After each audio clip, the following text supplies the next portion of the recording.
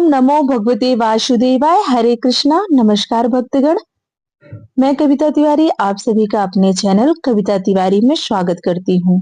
आज भाद्रपद मास के शुक्ल पक्ष की एकादशी है। इस एकादशी को परिवर्तनी एकादशी, जलझुलनी एकादशी और पद्मा एकादशी के नाम से जाना जाता है। इस दिन भगवान श्री हरि विष्णु क्षीर सागर में चतुर्मास की निद्रा के दौरान करवट बदलते हैं। इस दिन विष्णु भगवान का व्रत करके विधि विधान से पूजा करने और व्रत कथा का पाठ करने से साधक को मनवांछित फल की प्राप्ति होती है। आइए भगवान श्री हरि विष्णु और माता लक्ष्मी का मन में स्मरण करते हुए सुनते हैं परिवर्तनी एकादशी की पावन कथा। एक बार प्रेम से बोलिए भगवान श्री हरि विष्णु की जय, माँ लक्ष्मी की जय। महाराज युधिष्ठिर ने पूछा, केशव, भाद्रपद मास के शुक्ल पक्ष में जो एकादशी होती है उसका क्या नाम है, उसके देवता कौन है और उसकी विधि क्या है? यह सब कष्ट करके मुझे विस्तार पूर्वक आप बताइए। भगवान श्री कृष्ण बोले, राजन, इस विषय में मैं तुम्हें आश्चर्यजनक कथा सुनाता हूँ जिसे ब्रह्मा जी ने महात्मा नारद से कहा था। नारद जी ने पूछा, चतुर्मुख, आपको नमस्कार है। मैं भगवान विष्णु की आराधना के लिए आपके मुख से यह सुनना चाहता हूँ कि भाद्रपद मास के शुक्ल पक्ष में कौन सी एकादशी होती है। तब ब्रह्मा जी ने कहा, मुनि श्रेष्ठ, तुमने बहुत उत्तम बात पूछी है। क्यों ना हो, वैष्णव जो ठहरे। भादो के शुक्ल पक्ष की एकादशी पद्मा के नाम से विख्यात है। इसे परिवर्तनी एकादशी और जलझुलनी एकादशी भी कहा जाता है। इस एकादशी पर भगवान श्री हरि की पूजा होती है। यह उत्तम व्रत अवश्य करने योग्य है। सूर्य वंश में मंधाता नामक एक चक्रवर्ती सत्य प्रतिज्ञा और प्रतापी राजा थे। वह प्रजा का अपने औरस यानी उनके पुत्रों की भांति धर्म पूर्वक पालन किया करते थे। उनके राज्य में अकाल नहीं पड़ता था, मानसिक चिंताएं नहीं सताती थी और व्याधियों का प्रकोप भी कभी नहीं होता था। उनकी प्रजा निर्भय तथा धन धान्य से समृद्ध थी। महाराज के कोष में केवल न्याय द्वारा कमाए गए धन को ही संग्रह करके रखा गया था। उनके राज्य में समस्त वर्णों और आश्रमों के लोग अपने अपने धर्म में लगे रहते थे। मंधाता के राज्य की भूमि कामधेनु के समान फल देने वाली थी। उनके राज्य करते समय प्रजा को बहुत सुख प्राप्त होता था। एक समय किसी कर्म का फल भोग प्राप्त होने पर राजा के राज्य में 3 वर्ष तक वर्षा नहीं हुई। इससे उनकी प्रजा भूख से पीड़ित हो नष्ट होने लगी। तब संपूर्ण प्रजा ने महाराज के पास आकर इस प्रकार कहा। प्रजा बोली, नृपश्रेष्ठ, आपको प्रजा की बात सुननी चाहिए। पुराणों में मनीषी पुरुषों में जल को नारा कहा गया है। वह नारा ही भगवान का अयन निवास है, इसलिए वे नारायण कहलाते हैं। नारायण स्वरूप भगवान विष्णु सर्वत्र व्यापक रूप में विराजमान है। वे ही मेघ स्वरूप होकर वर्षा करते हैं। वर्षा से अन्न पैदा होता है और अन्न से प्रजा जीवन धारण करती है। हे नृपश्रेष्ठ, इस समय अन्न के बिना प्रजा का नाश हो रहा है, अतः ऐसा कोई उपाय कीजिए जिससे हमारे योगक्षेम का निर्वाह हो। राजा ने कहा, आप लोगों का कथन सत्य है, क्योंकि अन्न को ब्रह्मा कहा गया है। अन्न से प्राणी उत्पन्न होते हैं और अन्न से ही जगत जीवन धारण करता है। लोक में बहुधा ऐसा सुना गया है तथा पुराण में भी बहुत विस्तार के साथ ऐसा वर्णन है कि राजाओं के अत्याचार से प्रजा को पीड़ा होती है, किंतु जब मैं बुद्धि से विचार करता हूँ तो मुझे अपना किया हुआ कोई अपराध नहीं दिखाई देता। फिर भी मैं प्रजा के हित करने के लिए पूर्ण प्रयत्न करूंगा। ऐसा निश्चय करके राजा मंधाता अपने गिने चुने व्यक्तियों को लेकर विधाता को प्रणाम करके सघन वन की ओर चल दिए। वहां जाकर मुख्य मुख्य मुनियों और तपस्वियों के आश्रम पर घूमते फिरे। एक दिन उन्हें ब्रह्मापुत्र अक्रिय ऋषि का दर्शन हुआ। उन पर दृष्टि पड़ते ही राजा हर्ष से भरकर अपने वाहन से उतर पड़े और इंद्रियों को वश में रखते हुए दोनों हाथ जोड़कर उन्होंने मुनि के चरणों में प्रणाम किया। मुनि ने भी स्वस्ति कहकर राजा का अभिनंदन किया और उनके राज्य में 7 अंडकों की कुशल पूछी। राजा ने अपनी कुशल बताकर मुनि के स्वास्थ्य का समाचार पूछा। मुनि ने राजा को आसन और आग्रह दिया। उन्हें ग्रहण करके जब वे मुनि के समीप बैठे तो उन्होंने उनके आगमन का कारण पूछा। तब राजा ने कहा, भगवन, मैं धर्मानुकूल प्रणाली से पृथ्वी का पालन कर रहा हूँ, फिर भी मेरे राज्य में वर्षा का अभाव हो गया है। इसका क्या कारण है, इस बात को मैं नहीं जानता। ऋषि बोले, राजन, यह सब युगों में उत्तम सतयुग है। इसमें सब लोग परमात्मा के चिंतन में लगे रहते हैं तथा इस समय धर्म अपने चारों चरणों से युक्त होता है। इस युग में केवल ब्राह्मण ही तपस्वी होते हैं, दूसरे लोग नहीं। किंतु महाराज, तुम्हारे राज्य में यह शूद्र तपस्या कर रहा है, इसी कारण मेघ पानी नहीं बरसाते। तुम इसके प्रतिकार का यत्न करो, जिससे यह अनावृष्टि का दोष शांत हो। राजा ने कहा, मुनिवर, एक तो यह तपस्या में लगा है, दूसरे निरा अपराध है, अतः मैं इसका अनिष्ट नहीं करूंगा। आप उक्त दोष को शांत करने वाले किसी धर्म का उपदेश दीजिए। ऋषि बोले, राजन, यदि ऐसी बात है तो एकादशी का व्रत करो। भाद्रपद मास के शुक्ल पक्ष में जो पद्मा नाम से विख्यात एकादशी होती है, उसके व्रत के प्रभाव से निश्चय ही उत्तम वृष्टि होगी। नरेश, तुम अपनी प्रजा और परिजनों के साथ इसका व्रत करो। ऋषि का यह वचन सुनकर राजा अपने घर लौट आए। उन्होंने चारों वर्णों को समस्त प्रजाओं के साथ भादों के शुक्ल पक्ष की पद्मा एकादशी का व्रत किया। इस प्रकार व्रत करने से मेघ पानी बरसाने लगे, पृथ्वी पर जल ही जल दिखने लगा, खेती हरी भरी और सुशोभित होने लगी। उस व्रत के प्रभाव से सब लोग सुखी हो गए। भगवान श्री कृष्ण कहते हैं, राजन, इस कारण इस उत्तम व्रत का अनुष्ठान अवश्य करना चाहिए। पद्मा एकादशी के दिन जल से भरे हुए घड़े को वस्त्र में ढककर दही और चावल के साथ ब्राह्मण को दान देना चाहिए। साथ ही छाता और जूता भी देना चाहिए और दान करते समय यह अवश्य बोलना चाहिए, बुद्ध श्रवण नाम धारण करने वाले भगवान गोविंद, आपको नमस्कार है। नमस्कार है मेरी पाप राशि का नाश करने वाले, आप मुझे सब प्रकार के सुख प्रदान करें। आप पुण्य आत्मा जनों को भोग और मोक्ष प्रदान करने वाले तथा सुखदायक हैं। राजन, इसके पढ़ने और सुनने से मनुष्य सब पापों से मुक्त हो जाता है। प्रेम से बोलिए श्री हरि विष्णु की जय, माँ लक्ष्मी की जय, भगवान श्री कृष्ण की जय। आइए अब सुनते हैं परिवर्तिनी एकादशी की दूसरी कथा। एक बार प्रेम से बोलिए भगवान श्री हरि विष्णु की जय। युधिष्ठिर कहने लगे कि हे भगवान, भाद्रपद शुक्ल एकादशी का क्या नाम है? इसकी विधि तथा इसका महात्म्य कृपा करके आप मुझसे कहिए।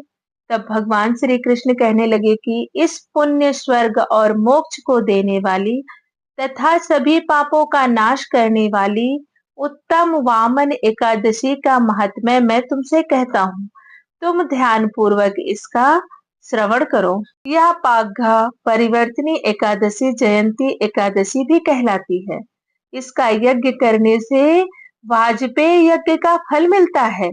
पापियों के पाप नाश करने के लिए इससे बढ़कर कोई उपाय नहीं है। जो मनुष्य इस एकादशी के दिन मेरी वामन रूप की पूजा करता है, उस पूजा से तीनों लोक पूज्य होते हैं। अतः मोक्ष की इच्छा करने वाले मनुष्य इस व्रत को अवश्य करें। जो कमल नयन भगवान का कमल से पूजन करता है, वे अवश्य भगवान के समीप जाते हैं। जिसने भाद्रपद शुक्ल एकादशी को व्रत और पूजन किया, उसने ब्रह्मा विष्णु सहित तीनों लोकों का पूजन किया। अतः हरिवासर अर्थात एकादशी का व्रत अवश्य करना चाहिए।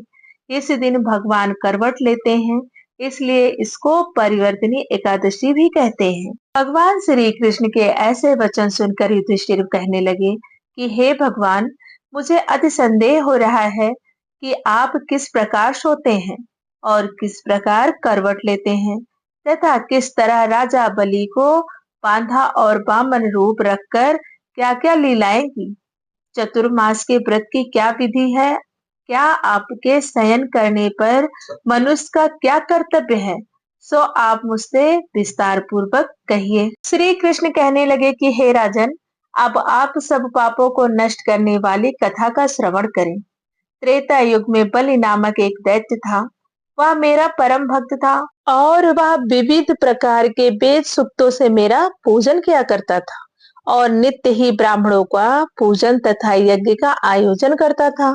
लेकिन इंद्र से द्वेष के कारण उसने इंद्रलोक तथा सभी देवताओं को जीत लिया। इस कारण सभी देवता एकत्र होकर सोच विचार करके भगवान के पास गए।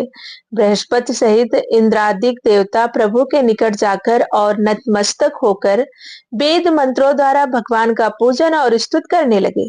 अतः मैंने वामन रूप धारण करके पांचवा अवतार लिया और फिर अत्यंत तेजस्वी रूप से राजा बलि को जीत लिया। भगवान श्री कृष्ण के मुख से इतनी वार्ता सुनकर राजा युधिष्ठिर बोले कि हे जनार्दन, आपने वामन रूप धारण करके उस महाबली दैत्य को किस प्रकार जीता? श्री कृष्ण कहने लगे, मैंने बलि से 3 पग भूमि की याचना करते हुए कहा, ये मुझको 3 लोक के समान है और हे राजन, यह तुमको अवश्य ही दान देनी चाहिए। तब राजा बलि ने इसे तुच्छ याचना समझकर 3 पग भूमि का संकल्प मुझको दे दिया और मैंने अपने त्रिविक्रम रूप को बढ़ाकर यहाँ तक कि भूलोक में पद, भूवरलोक में जंघा, स्वर्गलोक में कमर, महालोक में पेट, जनलोक में हृदय, यमलोक में कंठ की स्थापना कर सत्यलोक में मुख, उसके ऊपर मस्तक स्थापित किया। सूर्य, चंद्रमा आदि सब ग्रहगण, योग, नक्षत्र, इंद्रादिक देवता और शेष आदि सब नागगणों ने विविध प्रकार से वेद सूक्तों से प्रार्थना की।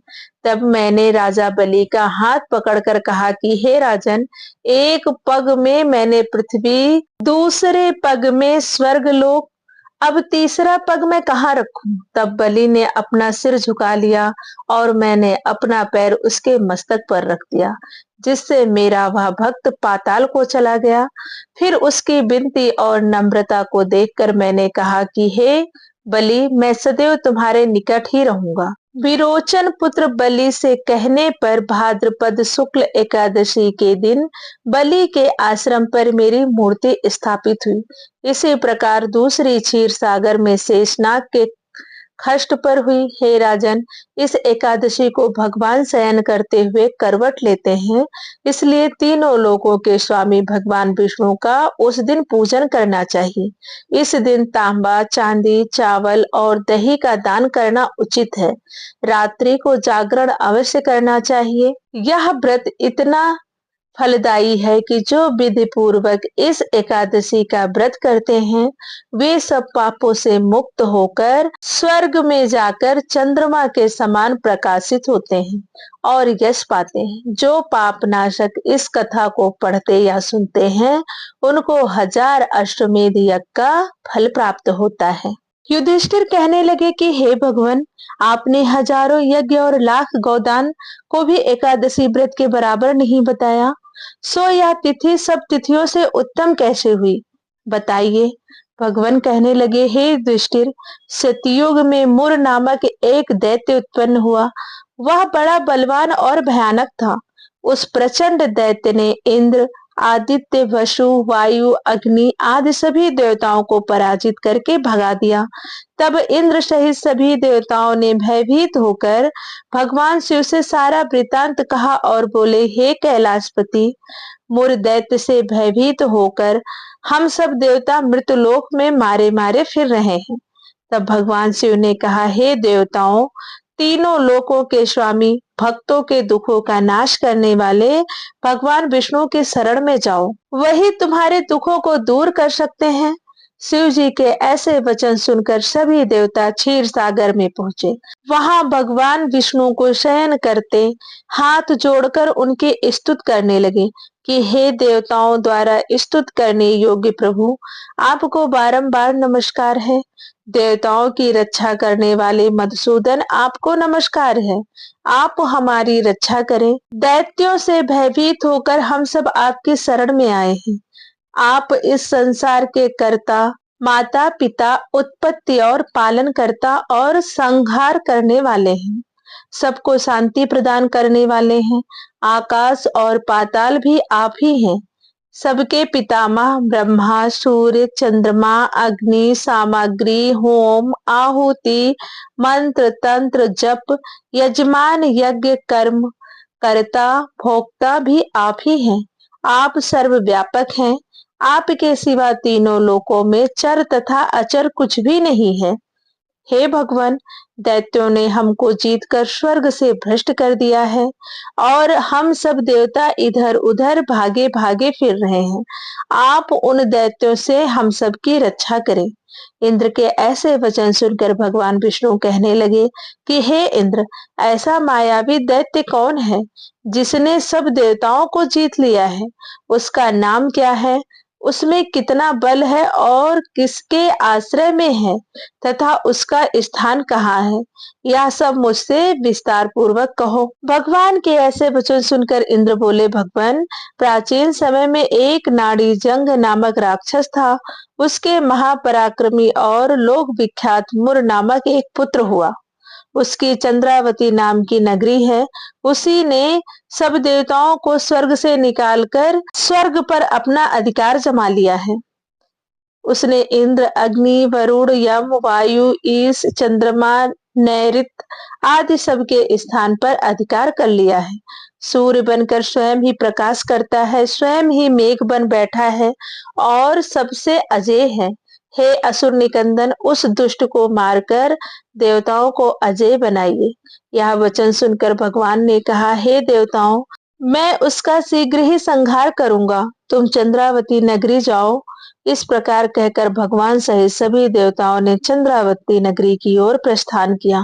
उस समय जब दैत्य मुरसेना सहित युद्ध भूमि में गरज रहा था, उसकी भयानक गर्जना सुनकर सभी देवता भय के मारे चारों दिशाओं में भागने लगे। जब स्वयं भगवान रणभूमि में आए तो दैत्य ने उन पर भी अस्त्र शस्त्र आयुध लेकर दौड़े। भगवान ने उन्हें सर्प के समान अपने बाणों से बीध डाला। बहुत से दैत्य मारे गए, केवल मुर बचा रहा। वह अभिचल भाव से भगवान के साथ युद्ध करता रहा। भगवान जो जो भी तीक्ष्ण बाण उस पर चलाते, वह उसके लिए पुष्प सिद्ध होता। उसका शरीर छिन्न भिन्न हो गया, किंतु वह लगातार युद्ध करता रहा। दोनों के बीच मल्ल युद्ध भी हुआ। 10,000 वर्ष तक उनका युद्ध चलता रहा, किंतु मुर नहीं हारा। थककर भगवान बद्रिका आश्रम चले गए। वहां हेमावती नामक सुंदर गुफा थी। उसमें विश्राम करने के लिए भगवान उसके अंदर प्रवेश कर गए। यह गुफा 12 योजन लंबी थी और उसका एक ही द्वार था। विष्णु भगवान वहां योग निद्रा की गोद में सो गए। मुर भी पीछे पीछे आ गया और भगवान को सोया देखकर मारने को उद्यत हुआ। तभी भगवान के शरीर से उज्जवल कांतिमय रूप वाली देवी प्रकट हुई। देवी ने राक्षस मुर को ललकारा, युद्ध किया और उसे तत्काल मौत के घाट उतार दिया। श्री हरि जब योग निद्रा की गोद से उठे तो सब बातों को जानकर उस देवी से कहा कि आपका जन्म एकादशी के दिन हुआ है, अतः आप उत्पन्ना एकादशी के नाम से पूजित होंगी। आपके भक्त वही होंगे जो मेरे भक्त होंगे। जो आपकी भक्ति करेगा वह मेरी भक्ति स्वयं प्राप्त कर लेगा। प्रेम से बोलिए श्री हरि विष्णु की जय। एकादशी माता की जय। माँ लक्ष्मी की जय। दोस्तों, यह थी परिवर्तनी एकादशी की पावन कथा। अगर आपको कथा अच्छी लगी हो तो प्लीज वीडियो को लाइक करें, शेयर करें और चैनल को जरूर सब्सक्राइब कर लें।